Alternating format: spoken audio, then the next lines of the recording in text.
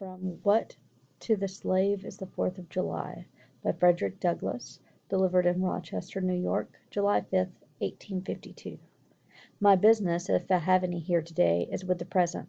The accepted time with God and his cause is the ever-living now. Trust no future, however pleasant. Let the dead past bury its dead. Act in the living present, heart within and God overhead. We have to do with the past only as we can make it useful to the present and to the future. To all inspiring motives, to noble deeds which can be gained from the past, we are welcome. But now is the time, the important time. Your fathers have lived, died, and have done their work, and have done much of it well. You live and must die, and you must do your work. You have no right to enjoy a child's share in the labor of your fathers, unless your children are to be blessed by your labors. You have no right to wear out and waste the hard-earned fame of your fathers to cover your indolence. Sydney Smith tells us that men seldom eulogize the wisdom and virtues of their fathers, but to excuse some folly or wickedness of their own. The truth is not a doubtful one. There are illustrations of it, near and remote, ancient and modern. It was fashionable hundreds of years ago for the children of Jacob to boast, "We have Abraham to our father," when they had long lost Abraham's faith and spirit. The people contented themselves under the shadow of Abraham's great name, while they repudiated the deeds which made him great. Need I remind you that a similar thing is being done all over the country today? Need I tell you that the Jews are not the only people who built the tombs of the prophets and garnished the sepulchres of the righteous? Washington could not die till he had broken the chains of his slaves, yet his monument is built up by the price of human blood, and the traitors in the bodies of the souls of men. We have Washington to our father. Alas, that it should be so! Yet so it is. The evil that men do lives after them. The good is oft interred with their bones. Fellow citizens, pardon me. Allow me to ask, why am I called upon to speak here today? What have I, or those I represent, to do with your national independence? Are the great principles of political freedom and of national justice embodied in that Declaration of Independence extended to us? And am I therefore called upon to bring our humble offering to the national altar, and to confess the benefits and express devout gratitude for the blessings resulting from your independence to us? Would to God, both of your sakes and ours, that an affirmative answer would be truthfully returned to these questions. Then would my task be light, and my burden easy and delightful. For who is there so cold that a nation's sympathy could not warm him? Who so obdurate and dead to the claims of gratitude that would not thankfully acknowledge such priceless benefits? Who so stolid and selfish that would not give his voice to swell the hallelujahs of a nation's jubilee, when the chains of servitude had been torn from his limbs? I am not that man.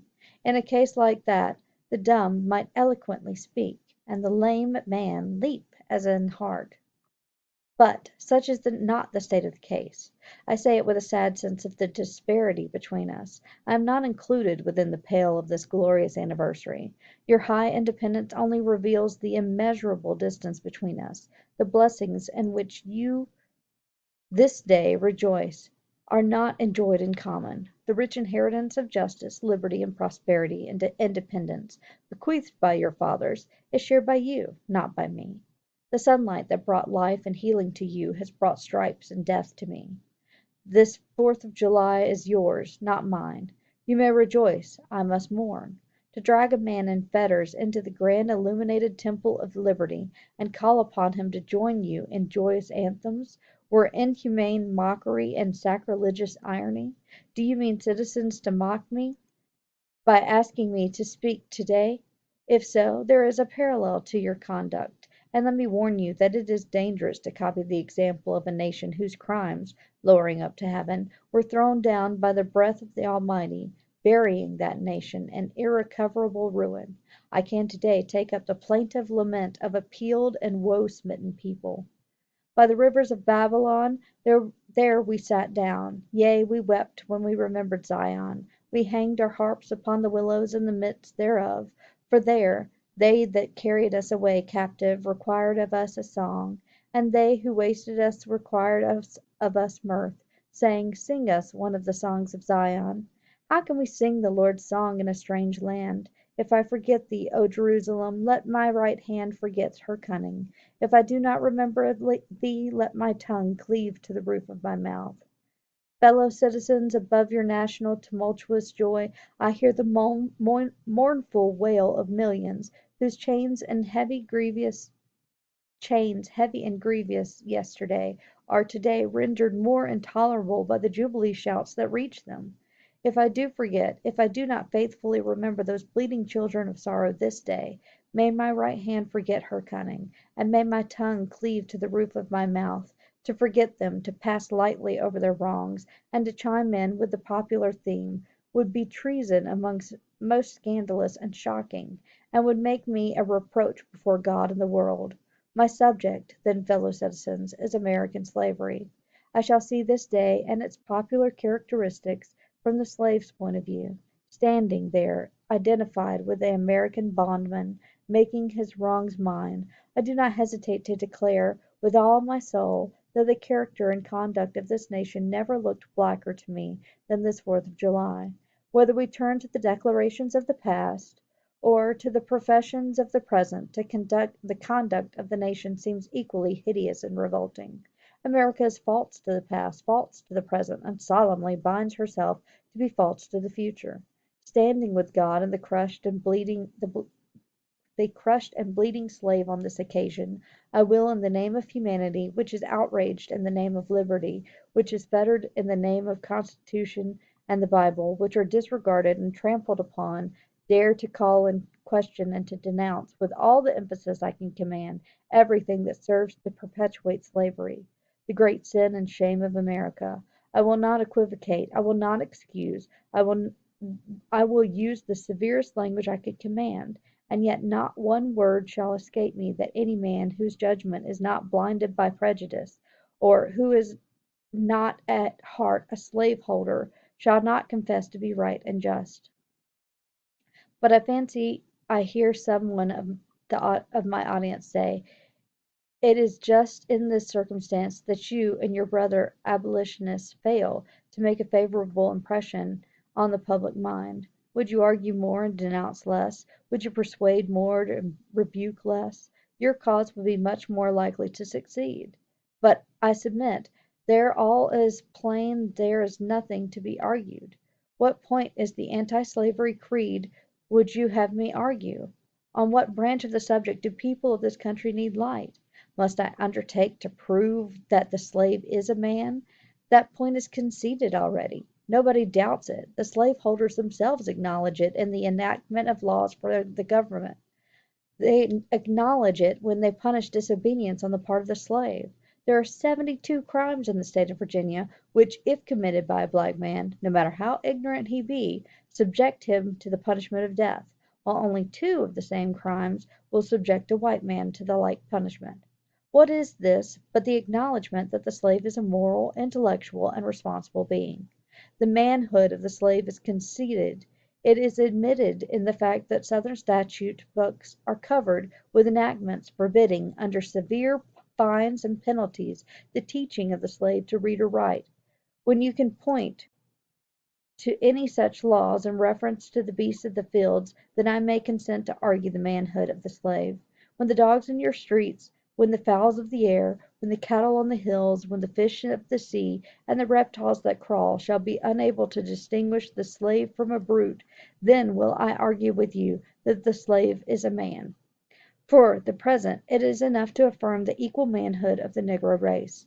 Is it not astonishing that, while we are plowing, planting, and reaping, using all kinds of mechanical tools, erecting houses, constructing bridges, building ships, working in the metal or brass, iron, copper, silver, and gold, that while we are reading, writing, and ciphering, acting as clerks, merchants, and secretaries, having among us lawyers, doctors, ministers, poets, authors, editors, orators, and teachers, that while we are engaged in all manner of enterprises common to other men, digging gold in California, capturing the whale in the Pacific, feeding sheep and cattle on the hillside, living, moving, acting, thinking, planning, living in families as husbands, wives, and children, and above all, confessing and worshipping the Christian's God, and looking hopefully for life and immortality beyond the grave, we are called upon to prove that we are men.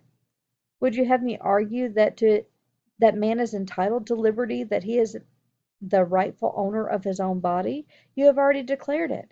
Must I argue the wrongfulness of slavery? Is that a question for Republicans? Is it to be settled by the rules of logic and argumentation, as a matter beset with great difficulty, involving a doubtful application of the principle of justice, hard to be understood? How should I look today in the presence of Americans, dividing and subdividing a discourse to show that men have a natural right to freedom, speaking of it relatively and positively, negatively and affirmatively? To do so would be to make myself ridiculous, and to offer an insult to your understanding. There is not a man beneath the canopy of heaven that does not know that slavery is wrong for him. What, am I to argue that it is wrong to make men brutes, to rob them of their liberty, to work them without wages, to keep them ignorant of their relations to their fellow men, to beat them with sticks, to flay their flesh with the lash, to load their limbs with irons, to hunt them with dogs, to sell them at auction, to sunder their families, to knock out their teeth, to burn their flesh, to starve them into obedience and submission to their masters? Must I argue that a system thus marked with blood and stained with pollution is wrong? No, I will not. I have better employments for my time and strength than such arguments would imply. What then remains to be argued? Is it that slavery is not divine, that God did not establish it, that our doctors of divinity are mistaken? There is blasphemy in the thought. That which is inhumane cannot be divine. Who can reason on such a proposition? They that can may, I cannot. The time for such argument is past. At a time like this, scorching irony, not convincing argument, is needed. Oh, had I the ability, could I reach the nation's ear, I would today pour out a fiery stream of biting ridicule, blasting reproach, withering sarcasm, and stern rebuke. For it is not light that is needed, but fire. It is not the gentle shower, but thunder. We need the storm, the whirlwind, and the earthquake. The feeling of the nation must be quickened, the conscience of the nation must be roused, the propriety of the nation must be startled, the hypocrisy of the nation must be exposed, and its crimes against God and man must be proclaimed and denounced. What, to the American slave, is your 4th of July? I answer, a day that reveals to him, more than all other days in the year, the gross injustice and cruelty to which he is the constant victim. To him your celebration is a sham, your boasted liberty an unholy license, your national greatness swelling vanity, your sounds of rejoicing are empty and heartless, your denunciations of tyrants brass-fronted impudence, your shouts of liberty and equality hollow mockery, your prayers and hymns, your sermons and thanksgivings, with all your religious people, parade and solemnity are to him mere bombast, fraud, deception, impiety, and hypocrisy, a thin veil to cover up crimes which would disgrace a nation of savages. There is not a nation on the earth guilty of practices more shocking and bloody than are the people of the United States at this very hour.